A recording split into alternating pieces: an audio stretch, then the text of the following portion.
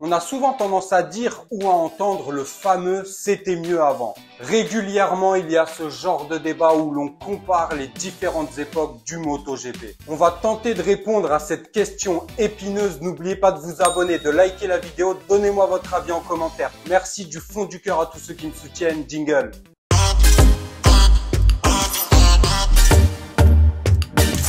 Certains préfèrent l'époque d'avant, d'autres l'époque actuelle. Il est parfois difficile de trancher, surtout qu'au fond, c'est une question de sensibilité, de vécu. Tous les points de vue peuvent s'entendre et sont respectables. Il y a toujours des points positifs à certaines époques et des points négatifs. Donc tout ça est avant tout une question de sensibilité de chacun. Par exemple, actuellement, on parle beaucoup de la domination de Ducati qui, chez certaines personnes, dérange. Et c'est vrai que moi aussi, à des moments, j'ai pu être dérangé par la domination de Ducati. Mais au fond, Ducati récolte le fruit de leur travail. Personne ne peut leur reprocher d'avoir été ingénieux, créatifs, d'avoir mis les moyens pour arriver à leur but. Et ce n'est pas uniquement une question d'argent. On voit bien que dans beaucoup de domaines, c'est pas parce qu'il y a beaucoup d'argent que les gens réussissent. Il faut aussi mettre les bonnes personnes, avoir une organisation intelligente et claire, ne pas se tromper sur la direction à prendre. On voit bien, par exemple, si on parle du PSG dans le football, beaucoup d'investissements, mais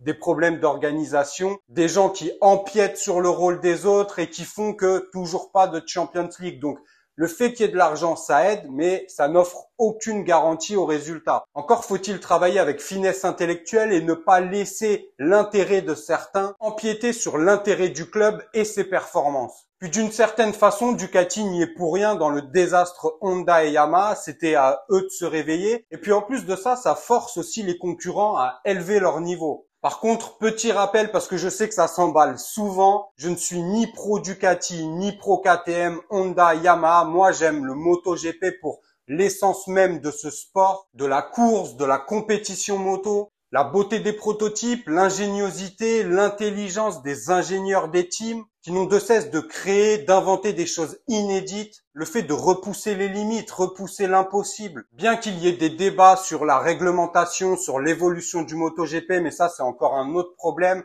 Mais sinon tout ça pour moi est passionnant et du coup je ne suis ni contre Ducati ni contre les autres marques. Je n'ai pas de jugement de valeur par rapport à une marque en particulier. Pour moi, il est un peu facile actuellement de taper sur Ducati sans voir les efforts mis en œuvre, l'ingéniosité, la créativité, bref, tout ce qui leur a permis d'être aujourd'hui au sommet. Donc certes, il y a eu peut-être des époques plus glorieuses pour le MotoGP, mais on se plaignait aussi beaucoup d'un manque de spectacle, dû en particulier aux innovations, l'aérodynamique, l'électronique. La saison dernière, c'est vrai qu'on a souffert quand même d'un manque de bagarre en piste et de spectacle. Mais personnellement, je trouve que cette saison, on se régale plutôt pas mal. Beaucoup de bagarres. Il faut aussi féliciter Ducati, car également on leur reproche d'avoir 8 motos, mais 8 Ducati, ça fait aussi potentiellement 8 pilotes qui se battent devant, et on le voit régulièrement. Quand à une époque, par exemple celle de Valentino Rossi, qu'on valorise souvent, et moi-même je suis le premier à le faire, valoriser ou être nostalgique de cette époque, mais il faut aussi se rappeler que, évidemment, il y avait des duels légendaires et magnifiques, mais aussi beaucoup de courses où on s'ennuyait, où le pilote partait devant et terminait avec 10 secondes d'avance. Aujourd'hui, ce n'est plus vraiment le cas. On voit quand même beaucoup de bagarres. Certes, Pecco domine le championnat, mais on voit beaucoup de pilotes et de vainqueurs différents, beaucoup de bagarres pour s'adjuger les victoires et les podiums, les courses sprint qui rajoutent également un côté spectaculaire et qui rajoutent du suspense, des batailles. Donc pour moi, la saison actuelle quand même relève pas mal le niveau par rapport à la saison dernière. Pour moi, déjà, l'un des gros points forts de l'époque actuelle, c'est quand même qu'il y a énormément de motos compétitives. Fut un temps, par exemple, sur la fin de carrière de Randy Depugné, on a vu que le championnat était coupé en deux.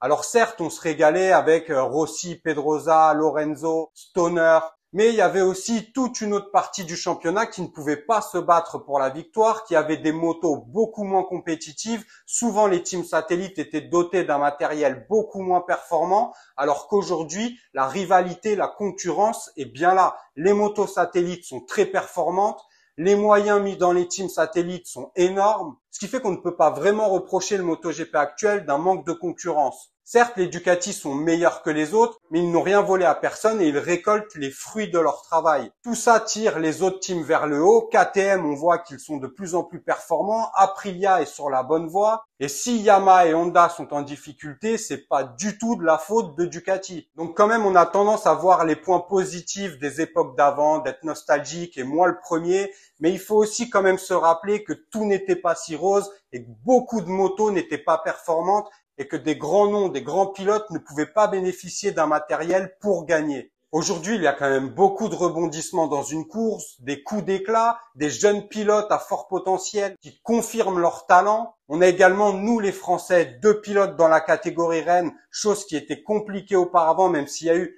de nombreux Français, mais au niveau des performances, c'était quand même compliqué pendant très longtemps, même s'il ne faut pas oublier des Christian Sarron, Randy Depugné, mais globalement, c'était quand même difficile de performer. Là, on a 2 pilotes, même si Fabio galère en ce moment, et on va pas réexpliquer pourquoi, je l'ai fait dans de nombreuses vidéos. On a Johan qui bénéficie de la moto la plus performante sur la grille, donc également, sur cet aspect-là, on est mieux loti qu'à une certaine époque. Après, effectivement, si on veut regarder aussi un peu les points faibles de l'époque actuelle comparés à d'autres époques, je trouve qu'il manque en fait d'une rivalité. On aurait pu penser que la rivalité de ces 10 prochaines années allait être Pecco Bagnaia et Fabio Quartararo, Marc Marquez également. On voit bien par la chute des constructeurs japonais que malheureusement la rivalité entre Pecco et Fabio pour l'instant n'a pas beaucoup duré. Donc l'un des plus gros points faibles pour moi de cette époque actuelle en MotoGP, c'est le manque de tête d'affiche au plus haut niveau, d'une vraie rivalité qui dure sur plusieurs années. Là on voit qu'il y a Pecco, mais après c'est vrai qu'il y a beaucoup de pilotes qui changent sur le podium ou qui gagnent des victoires, donc il n'y a pas vraiment une grosse rivalité comme il y a pu avoir à une certaine époque, par exemple entre Valentino Rossi et Stoner, Marc Marquez et Rossi, ou même à des époques encore plus anciennes. Là, je parle de l'ère Valentino Rossi parce que c'est surtout celle que j'ai vécue moi personnellement. Après, comme deuxième point faible sur l'époque actuelle, je dirais un peu de manque de personnalisé, on va dire des pilotes un peu plus aseptisés, qui font un peu plus dans la langue de bois. Bon, certes, on a Johan Zarco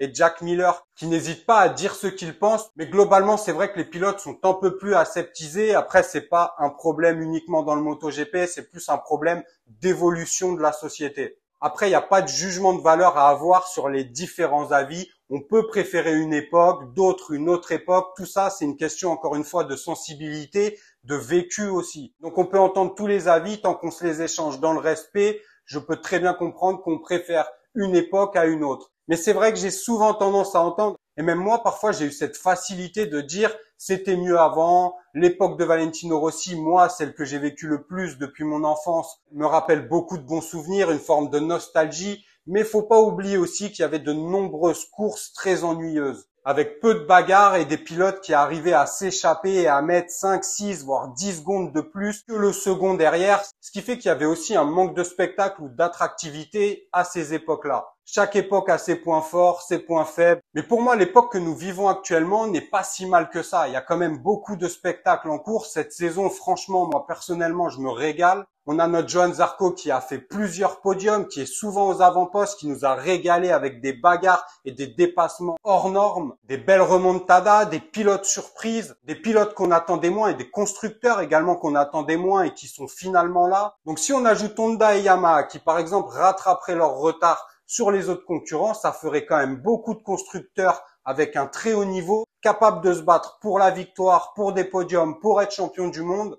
Donc franchement, c'est pas si mal. Après, on peut débattre de l'évolution, trop d'aérodynamisme, trop d'électronique. On reprochait souvent la saison dernière, moi le premier, que ces évolutions un peu trop poussées étaient nuisibles pour le spectacle.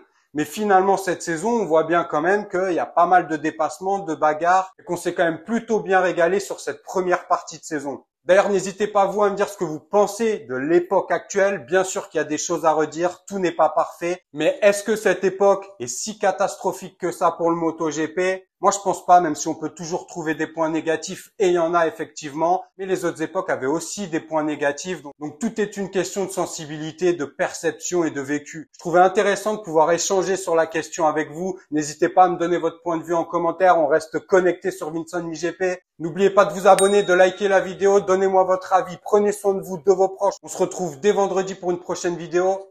Ciao!